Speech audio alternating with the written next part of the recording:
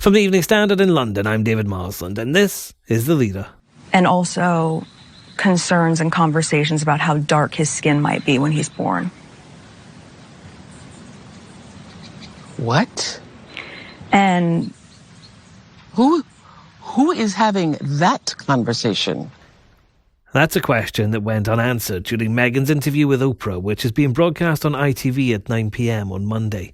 An accusation of racism in the royal family, though, is likely to be one of the more damaging claims made in a 2-hour special that was full of them.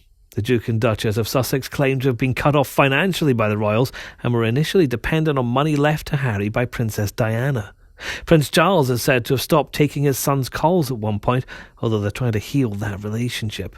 It was claimed the royal family decided to withhold any title from Archie, and as a result, royal protection would not be given to him. Meghan claims she became overwhelmed and suicidal. but I knew that if I didn't say it, that I would do it. And I just didn't want to be alive anymore. At the time of recording this podcast, Buckingham Palace had made no comment on any part of the interview.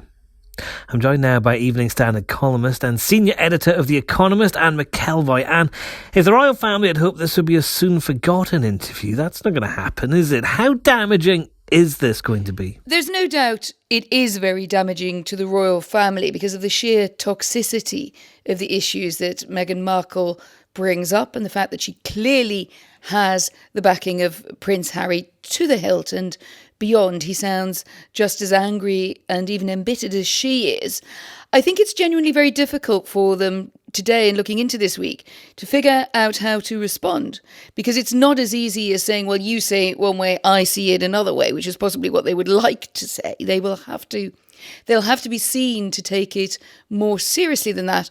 But there are definitely some inconsistencies in Meghan's account, and there are areas where you can say, well, this is a matter of feeling, not always a matter of fact. I mean, there were a torrent of claims being made. I think some of the ones that are going to get the most attention were the discussions apparently with a senior royal about the colour of Archie's skin. That sort of thing is going to be extremely difficult for the royal family to work through.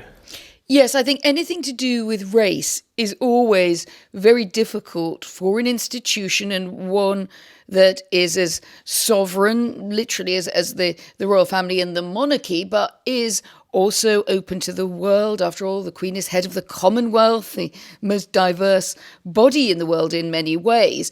And so I think this will hit home. Meghan Markle didn't say who it was. She was pressed on it. You might say, well, that's a very big charge to raise if you're not going to put a name on it. But certainly I think there will be a lot of introspection about how any conversation like that, or perceived to have been saying that, could have happened, and whether that was outright racism, whether it was a kind of racist carelessness, it doesn't reflect well on the family and on that rather inward-looking culture. You have to say that. And as you said there, neither Meghan nor Harry actually confirmed who it was who's alleged to have been behind those comments. But Oprah Winfrey did talk about it a little bit more on CBS's This Morning show earlier today. Did you all have another conversation about it? Because that was something that there's a big guessing game all around the world. Who was it? Who was it? Who wasn't? Yeah. I thought it was very touching that Harry still is choosing to protect the identity of whoever that was. Yes, and he did not share the identity with me, but he wanted to make sure that I knew, and if I had an opportunity to share it, that it was not his grandmother nor his grandfather that were a part of those conversations. That it was not his grandmother and Prince Philip, you said? Yeah, was not his grandfather. Neither his grandmother nor grandfather were a part of those conversations. He did not tell me who were a part of those conversations. Right. As you can see, I tried to get that answer on camera and off. Will there be change within Buckingham Palace, or is everything all set up as it is and as it always shall be?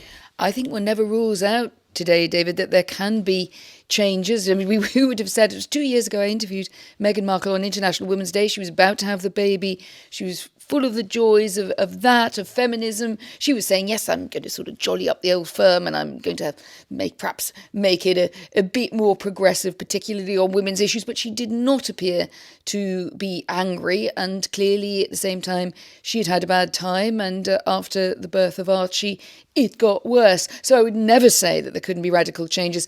If you're hinting at changes to the succession to the throne, I think that's more difficult. I've never really believed that that can be easily disentangled, but I think the roles will change. I think it becomes clear from this account, also Harry's breakdown of his relationship, rather sadly, with Prince Charles, that unless that can be put on track, well, the way back, if there is one, just to some sort of civility probably leads through Prince William. I think Prince William's role is getting more and more important day to day, and in essence, I think when Prince Charles takes the throne, there will be two of them on it, and it will be father and son. That'll also be an interesting balance. And so much of what Harry said during the interview appeared to be about the royal family not learning lessons from his own mother. That aspect of what happened to Diana is still there at Buckingham Palace, isn't it? Yes, Diana, I'm afraid, is the ghost who never leaves the corridors of Buckingham Palace. And Prince Harry very clearly feels that there was a danger of history repeating itself. You can tease that apart, however. I mean, time has moved on. Princess Diana and Meghan Markle are very different women, even though a lot of people will spot an identity in their attractiveness, in their appeal.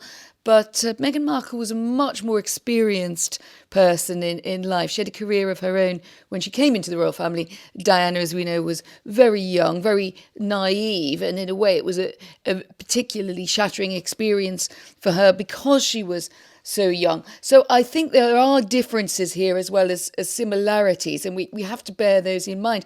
Harry clearly feels that he wanted to protect his wife. He'd been a very young boy when his mother died, and it doesn't really take a psychologist to put two and two together, and that he does feel very much affected by that. So how does the palace come back from this then? What do they have to do now? I think the first thing they have to do is distinguish between which parts of Meghan and Harry's account they accept as being factual, as in truly felt by the couple, and need for reflection and an admission that when things did not go to plan, that the palace, and I'm afraid that also means directly talking about the role of Prince Charles, of Prince William, ultimately the Queen, although one has to say she got away quite lightly in this interview because Meghan and Harry didn't want to annoy her.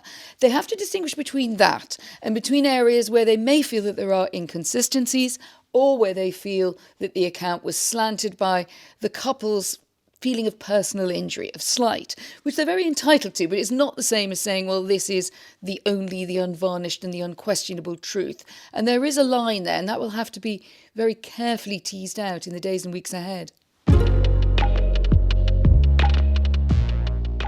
And you can read Anne's column in the Evening Standard newspaper or online at standard.co.uk, where we also have a lot more coverage from our journalists on this story. That's the leader. Hit the subscribe button to make sure you don't miss out on our news, analysis, interviews and features, and we'll see you tomorrow at 4 p.m.